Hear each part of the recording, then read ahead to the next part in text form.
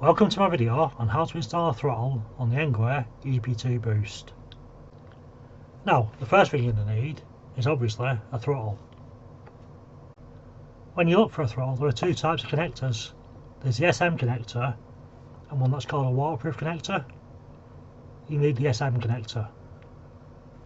Now, the first problem I had was that the bike has a female connector. The throttle comes with a female connector, so obviously they don't fit each other. So to fix that problem, I had to order these wires. You get two female ends and two male ends. So I simply took the two male ends and put them together in between the throttle and the controller. So I put them together, the two male ends, back to back, with all the wires matching. But when I tried it, it didn't work.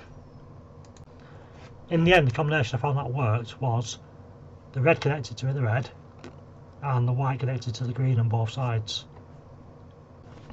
Once I'd worked out the right combination, I got my heat shrink sleeves and put them over the connections so there was no exposed wire, and then shrank them into place.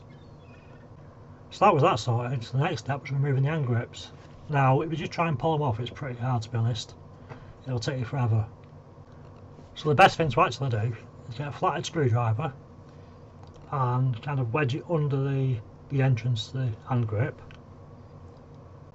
Once you've made a gap with your screwdriver, you need to put some rubbing alcohol in there. I used a 10mm syringe. You can spray it in there with a spray bottle, whatever you've got really. If you're struggling, just add more in there, move your screwdriver about, make a bigger gap, and just keep working it until you get it off. It'll come off eventually. So now put the throttle on and the new hand grips and move everything across so it fit nicely.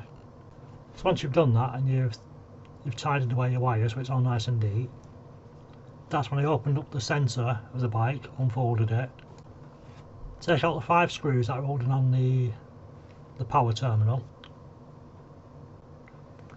then take off the cover and you'll find the controller, and basically you're searching for this connection here.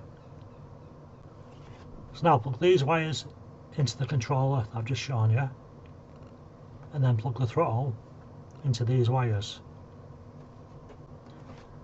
Now you've done that, tidy all your wires away, make sure there's none loose or hanging out. Put the cover back on, put the 5 screws back in, tighten everything back up, put the bike back in its normal position and not folded, and we should be ready to go. If your bike's not unlocked, the throttle will be a walk assist, and when you unlock your bike it'll be a full throttle.